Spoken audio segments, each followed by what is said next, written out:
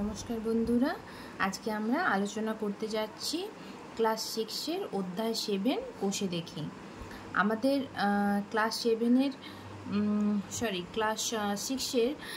অধ্যায় নম্বর 7-এ কোষে দেখিতে প্রথম অঙ্ক যেটা আছে হচ্ছে বর্গাকার সাদা কাগজে 10x10 সমান বর্গাকার ঘর তৈরি করে আলাদা রং দিয়ে হাতে কলমে 0.5 ইন্টু 0.9 আর 0.2 ইন্টু 0.8 এদের মান কত দেখি।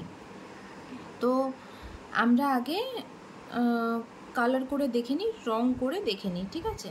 তো এখানে যেহেতু বলেছি 10x10 সমান বর্গাকারে, তো আমরা এখানে এটা আমি করে রেখে দিয়েছি, তো তোমাদেরকে জাস্ট দেখিয়ে দিচ্ছি। তো এদিক থেকে আমি 10টা ঘর নিয়েছি, এদিক থেকে আমি 10টা বর্গাকারের ঘর নিয়েছি। দেখো 1 2 3 4 5 6 7 8 9 10, 1 2 3 4 5 6 7 8 9 10। দেখো একটাতে আমি ব্ল্যাক কালার দিয়েছি, একটাতে আমি ব্লু কালার, জাস্ট দেখানোর জন্য বোঝানোর জন্য আমি করে দিয়েছি একটা রাফলি। তো আমার এখানে আছে 5x9, 5x9 এর মান কত। তো যেহেতু 0.5 বলেছে, তো আমি এদিকে মানটা কত হচ্ছে আমার 10-এর মধ্যে আমি সেটা দেখে নিচ্ছি। 1 2 3 4 5, আমরা 5টা ব্ল্যাক কালার এদিকে করে দিয়েছি, আর এদিকে আছে আমার 0.9। তো এদিকে আমি 9টা ঘর নিয়ে নিচ্ছি। দেখো 1 2 3 4 5 6 7 8 9, তাই তো।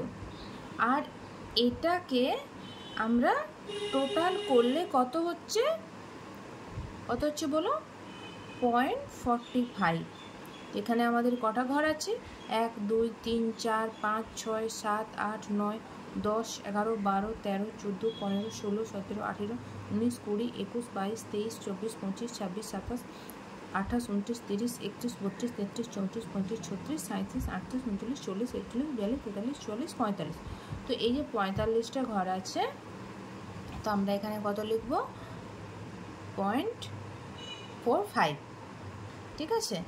আমরা পয়েন্টের পরে কোনো সংখ্যাকে এভাবে 45 বা 45 বলি না, আমরা 45 বলি। তো আমার এমনি যদি আমি নর্মালভাবেও গুণ করি, আমরা 9 5 45, এটা যদি আমি নাও থাকে তাতেও আমি যদি মানটা ধরি, তাও 9 5 45 আমরা গুণ করলে 9 5 45 হলে আমরা 45 লিখব। যেহেতু দশমিক আছে, তো দশমিকের পরের আমরা সংখ্যাকে 45 বলে ধরে নিই, ঠিক আছে। তারপর আমরা এখানে আছে 0.2 আর 0.8, এরও মানটা আমি ঘর একদম রেডি করে রেখে দিয়েছি। ওটা আমি দেখিয়ে দিচ্ছি। 0.2 টু 0.8। তো 0.2 যখন বলেছে 1 2, আমি নিয়ে নিয়েছি 1 2, আর এদিকে 0.8 বলেছে 1 2 3 4 5 6 7 8, ঠিক তো। আর এখানে আমি ব্লু কালারগুলোকে 8-এর মান হিসেবে আমি ধরে নিয়েছি, আর এদিকে ব্ল্যাকগুলোকে আমরা 0.2 করে ধরে নিয়েছি। এবারে আমরা এটাকে যখন রং দিয়ে দেখাতে চাইবো, যে বাকি ঘরগুলো, এটা হচ্ছে কতটা ঘর দেখো গুনে নাও, 1 2 3 4 5 6 7 8 9 10 11 12 13 14 15 16। তো এখানে 16টা ঘর হচ্ছে। তো 0.16, 8 দুগুণে 16, নর্মাল অঙ্কে যদি আমরা গুণ করি তাহলেও 8 দুগুণে 16, 0.16, ঠিক আছে। আমাদের 2 নম্বর অঙ্কটা কি আছে? মিঠু 4টি খাতা কিনবে। একটি খাতার দাম 12.75, 12 টাকা 75 পয়সা হলে মিঠুকে কত টাকা জোগাড় করতে হবে হিসাব করি। মিঠু 4টি খাতা কিনবে, একটি খাতার দাম 12.75 টাকা হলে মিঠুকে কত টাকা জোগাড় করতে হবে হিসাব করি। তো আমরা একটি খাতার দাম এখানে বলা আছে 12.75 টাকা। তো মিঠুর দরকার 4টে খাতা, তো বেশি টাকা লাগবে। একটা খাতার দাম যদি 12 টাকা 75 পয়সা হয়, তাহলে 4টে খাতার দাম কত? আমরা নিশ্চয়ই গুণ করব। তো আমরা গুণ করি 4 দিয়ে, ঠিক আছে। এখানে আমরা মৌখিকভাবে একটা গুণ করে নিচ্ছি। 5 4 20, 4 5 কত 20, তো 20 শূন্য, হাতে থাকলো 2, 7 4 28, 29 30, 30 শূন্য, হাতে থাকলো 3, 4 2 8, 8 9 10 11, 11 1, আর এদিকে 4 এদিকে 4, এটা 5, তো 1 2 দুটো ঘরের পর আমরা দশমিক আছে, তো 1 2, শূন্যের কোনো মূল্য নেই, তো কত হচ্ছে 51। তো 51 টাকা মিঠুর লাগবে, তো মিঠুকে 51 টাকা জোগাড় করতে হবে। ঠিক আছে, এবার আমরা 3 নম্বর অঙ্কতে যাচ্ছি। রোজিনা বিবি তার জমির 0.35 অংশে বাড়ি করেছেন ও বাকি অংশের 0.2 অংশ ফুলের চাষ করেছেন। তিনি আর জমির কত অংশ ফুলের চাষ করেছেন হিসাব করি। তিনি তার জমির কত অংশ ফুলের চাষ করেছেন তা হিসাব করি। ঠিক আছে, তো আমার এখানে কত জমি লেখা নেই, যে আমার কত জমি আছে এটা লেখা নেই, শুধু লেখা আছে যে জমির 0.35 অংশ, এই অংশতে বাড়ি আছে, আর বাকি 0.2 অংশতে ফুলের চাষ করেছেন। তাহলে তার জমির কত অংশে ফুলের চাষ করেছেন? তো আমরা এখানে ধরে নিচ্ছি মোট জমির পরিমাণ 1, মোট জমির পরিমাণ আমরা 1 ধরে নিচ্ছি। বাড়ি করেছেন 0.35 অংশ, বাকি জমির পরিমাণ, তাহলে কি হবে আমাদের বিয়োগ করতে হবে 1 থেকে 0.35, 1 মাইনাস 1 বিয়োগ 0.35 অংশ। তো আমরা বিয়োগ করে নিই এখানে মৌখিকভাবে, দেখো আমরা এখানে বিয়োগ করে রেখেছি 5 6 7 8 9 10, এখান থেকে আমরা 1 ধার নিয়েছি, ঠিক আছে, তো 5 হলো এখানে, তাহলে আমরা যখন এখান থেকে ধার নিই এখানে কত হয় 9, তো 3 আর 6 9 হচ্ছে, তো 1 2 দুটো ঘরের পর দশমিক আছে, তো 0.65 অংশ হচ্ছে। তো বাকি জমির পরিমাণ কত থাকলো 0.65 অংশ। তো ফুল চাষ করেছেন ইকুয়াল টু বাকি বাকি অংশের 0.2 অংশ, মানে উনি এখানে প্রথমেই বলে দিয়েছেন, দেখো বাকি অংশের 0.2 অংশ ফুলের চাষ করেছেন, তাহলে বাকি অংশটা হচ্ছে এটা। তাহলে আমরা কি মনে করব, বাকি অংশ 2.5, তো এটা আমাদের বাকি অংশ 0.65 ইন্টু 0.2 অংশ হলো।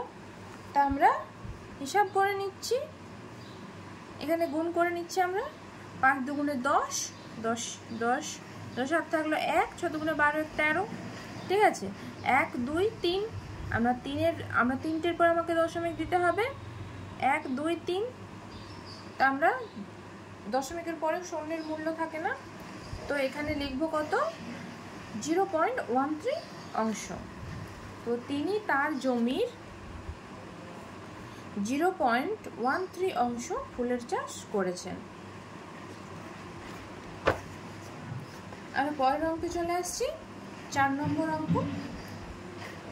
আমার কাছে 150 টাকা আছে, আমার টাকার 0.3 অংশ দিয়ে খাতা কিনলাম এবং আমার টাকার 0.4 অংশ দিয়ে গল্পের বই কিনলাম। এখন আমার কাছে কত টাকা পড়ে আছে হিসাব করি। তো আমার কাছে মোট টাকা আছে 150 টাকা, আমি খাতা কিনলাম এই 150 টাকার 0.3 অংশ, তাহলে আমরা কত কিনলাম, কত টাকার আমরা খাতা কিনলাম 150 টাকা ইন্টু 0.3 অংশ, তো 150 ইন্টু 0.3, আমরা এটা ভগ্নাংশ হিসেবে করলে, আমরা এটাকে দশমিক যেহেতু আছে এটা ভগ্নাংশ হিসেবে করে নিই, তো 3 10 যেহেতু একটার পরে দশমিক আছে, তো আমাকে 10 হচ্ছে, তো এখানে কাটাকাটি করে হিসাব করলে 15 দিনে আমরা 0 0 কেটে দিলে 15 দিনে 45, আর আমরা যদি নর্মাল গুণ করতে থাকি তাহলে 3 0 0, 15 দিনে 5 5 3 15 5, হাতে থাকলো 1, 3 1 3 4 45, তারপর আমরা এখানে একটার পরে আছে, তো আমরা একটার পরে দশমিক দিচ্ছি, শূন্যের কোনো দাম থাকে না। তো কত হচ্ছে 45, দশমিকের পরে শূন্যের কোনো দাম থাকে না, তো 45 টাকা। তো গল্পের বই কিনলাম আমরা 150 টাকা 0.4 অংশ। এখানে আমার টাকার 0.4 অংশ দিয়ে গল্পের বই কিনলাম। তো গল্পের বই কিনলাম 150 টাকার 0.4 অংশ।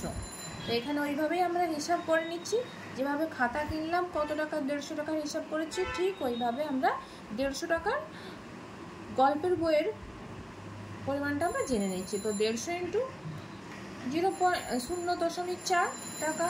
তো সেম একইভাবে আমরা ভগ্নাংশ হিসেবে করলে দশমিক তুলতে গেলে আমাকে একের পর একটা শূন্য দিতে হয়।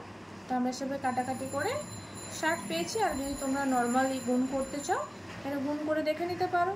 0 4 5 20, 20 শূন্য আর থাকলো 2, 4 4 1 4 5 6, তো 60। যেহেতু একটার পরে দশমিক আছে, আমি একটার পর দশমিক দিই, একটার পর দশমিকের পরে শূন্যের কোনো দাম থাকে না, তাহলে হচ্ছে 60। তো খাতা ও গল্পের বই কিনলাম, টোটাল খাতা ও গল্পের বই আমরা কত কিনলাম সেটা আমাদেরকে হিসাব করতে হচ্ছিল। তো খাতা ও গল্পের বই কিনলাম, এখানে হচ্ছিল 45 খাতা কিনলাম, আর এদিকে গল্পের বইয়ের যে পরিমাণটা সেটা হচ্ছে 60। তো আমরা যোগ করব, যোগ করলে কত হচ্ছে 5 8 6 10, 105 টাকা। বাকি টাকার পরিমাণ কত থাকলো? তো আমরা এখানে 105, আমরা দুটো একসাথে যদি আমরা হিসাব করে নিচ্ছি, এখানে 105 টাকা বেরোচ্ছে। তো বাকি টাকার পরিমাণ কত থাকবে? 150 মাইনাস 105, তো হচ্ছে 45 টাকা। এটা আমরা বিয়োগ করে নেব, বিয়োগ করলে 45 টাকা হচ্ছে। তো এখন আমার কাছে টাকা পড়ে থাকবে 45 টাকা। এরপর আমরা পরের অঙ্কে চলে এসেছি, 5 নম্বর অঙ্ক। আজ আমরা মোটর গাড়িতে 94.5 কিমি পথ যাব। 1 কিলোমিটার যেতে ওই মোটর গাড়িতে 0.078 লিটার পেট্রোল খরচ হয়। হিসাব করে দেখি আমাদের মোট কত লিটার পেট্রোল দরকার। তো আমরা এখানে কি বলছে, 1 কিলোমিটার যেতে ওই মোটর গাড়িতে 0.078 লিটার পেট্রোল খরচ হয়। তো 1 কিমিতে আমার পেট্রোল খরচ হয়, আমি এখানে লিখে নিয়েছি, দেখো খরচ হয় এত লিটার। তো এত কিমি পথ যেতে আমার কত লিটার পেট্রোল খরচ হবে? তো কী করবো, আমরা গুণ করব। 1 কিমি যদি এত লাগে তাহলে 94.5 কিলোমিটার যেতে কত লাগবে, নর্মালি আমরা গুণ করছি। এখানে ভগ্নাংশ হিসেবে করলে এখানে 3টের পরে আছে দশমিক, তো আমরা এখানে 3টে শূন্য বসাবো একের পরে। তো 78 ডিভাইডেড বাই 1000 ইন্টু 94.5। তো এখানে 94, এখানে একটার পরে যেহেতু দশমিক আছে তো 10, একের পরে একটা শূন্য, তো কত হচ্ছে 945 ডিভাইডেড বাই 10। আমরা কাটাকাটি করব, কাটাকাটি করে আমরা কত পাচ্ছি 189 ইকুয়াল টু 39। এভাবে তুমি দেখো, এখানে যদি আমরা 5 দিয়ে গুণ করি কাটাকাটি করে, তো আমরা এটা পাবো। এটুকু এটা আমি আগে থেকে হিসাব করে রেখে দিয়েছি। তো গুণ করে এটা গুণ করলে আমরা এটা পাচ্ছি, এটা থেকে গুণ করলে আমরা এটা পাচ্ছি। তো এটা থেকে দেখো এইভাবে গুণ করবে, গুণ করলে আমরা এটা পেয়ে যাব, ঠিক আছে। তো কত হচ্ছে 7371, 7371, আর দিকে নিচে পাচ্ছি আমরা 1000। এবার এটাকে যদি আমি দশমিক দিয়ে করতে যাই তাহলে আমার এখানে 3টে আছে, 3টে শূন্য আছে, তো আমাকে 3টে সংখ্যার আগে আমাকে দশমিক দিতে হবে। তো সেইভাবে আমি এখানে 7.371 লিটার আমার পেট্রোল দরকার, ঠিক আছে। তো হিসাব করে দেখি আমাদের মোট 7.371 লিটার পেট্রোল দরকার।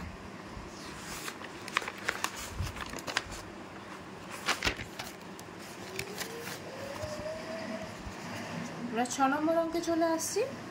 আলিশার দাদা বাড়ি থেকে সাইকেলে চেপে শিবপুর লঞ্চ ঘাটে পৌঁছতে 1.4 ঘন্টা সময় নিল। যদি সে ঘন্টায় 11.5 কিমি বেগে সাইকেল চালায় তবে আলিশাদের বাড়ি থেকে শিবপুরের লঞ্চ ঘাট কত দূর হিসাব করি। তো 1 ঘন্টায় যায় 11.5 কিমি। তো আমার 1.4 ঘন্টায় কত যাবে? তো 1 ঘন্টায় যদি যায় 11.5, তো এত ঘন্টায় কত যাবে আমরা গুণ করব।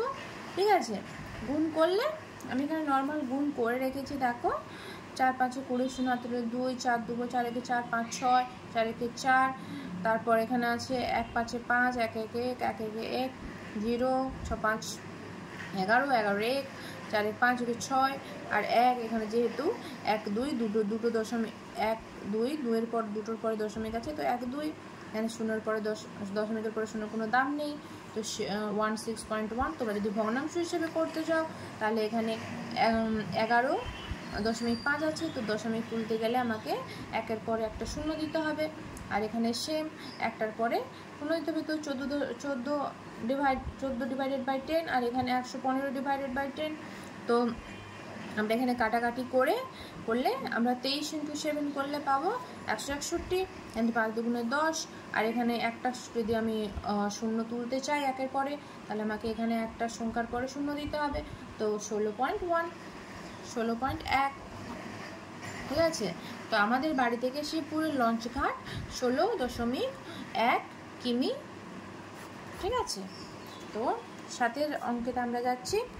মা আমাকে 2.5 কিগ্রা ডাল 2.5 কিগ্রা ডাল কিনে আনতে বললেন। কিগ্রা ডালের দাম 1 কিগ্রা ডালের দাম 62.50 টাকা হলে কত টাকা দিয়ে দোকানে যাব হিসাব করে। তো 1 কিগ্রা ডালের দাম যদি 62.50 কিগ্রা হয়, না 1 কিগ্রা ডালের দাম এটা টাকা, এটা টাকা হয়, তাহলে 2.5 কিগ্রা ডালের দাম 62.50 আমরা গুণ করবো। 1 কিগ্রা যদি দাম এত হয় তাহলে 2.5 কিলোর দাম কত হবে, 2.5 কিলোর দাম কত আমরা গুণ করছি। ভগ্নাংশ হিসেবে করলে আমরা সেমভাবে আগে যেরকম বুঝিয়েছি, দুটোর পরে দশমিক আছে, তো আমরা দুটো শূন্য বসাবো, এখানে 1টার পর দশমিক আছে, তো একটা শূন্য বসাবো। ভগ্নাংশ হিসেবে কাটাকাটি করলে এটা আমাদের বেরোচ্ছে। ঠিক, এটাকে আবার যদি আমরা ডিভাইড করে নিই, দেখো ডিভাইড করেছি, ডিভাইড করলে ঠিক এইভাবে হবে। তারপর আমরা এখানে যেহেতু আছে কত নিচে আছে, এখানে দেখো দশমিক কেন বসিয়েছি, কারণ আমার এখানে পড়ছে না, তো আমি এখানে একটা শূন্য এনেছি, তার জন্য এখানে দশমিক বসিয়েছি। তো টোটাল কত হচ্ছে 156.25।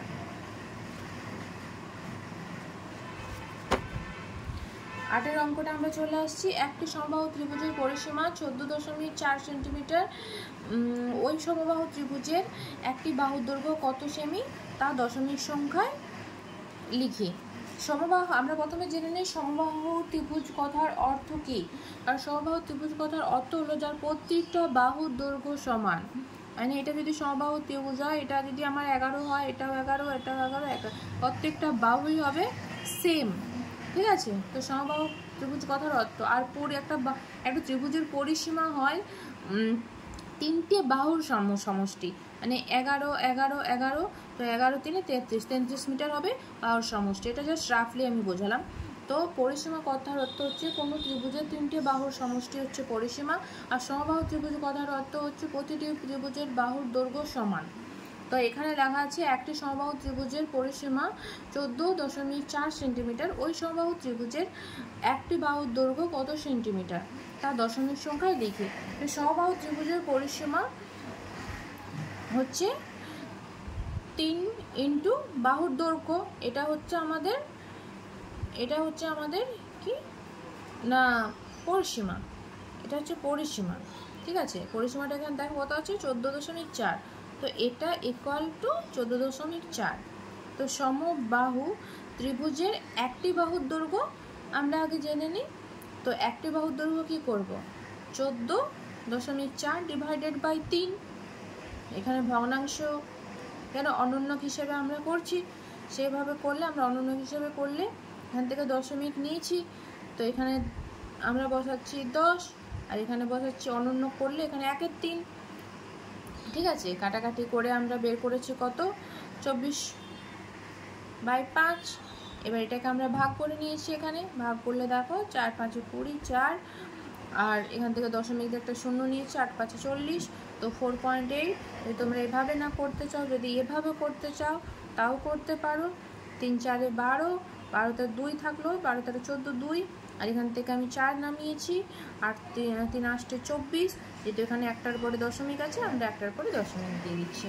ঠিক আছে, আজকে এত পর্যন্ত। আশা করি বুঝতে পেরেছো। পরে আমরা অন্য কোনো ভিডিওতে আবার তোমাদের সাথে দেখা হচ্ছে। ভালো লাগলে সাবস্ক্রাইব করবেন। নমস্কার।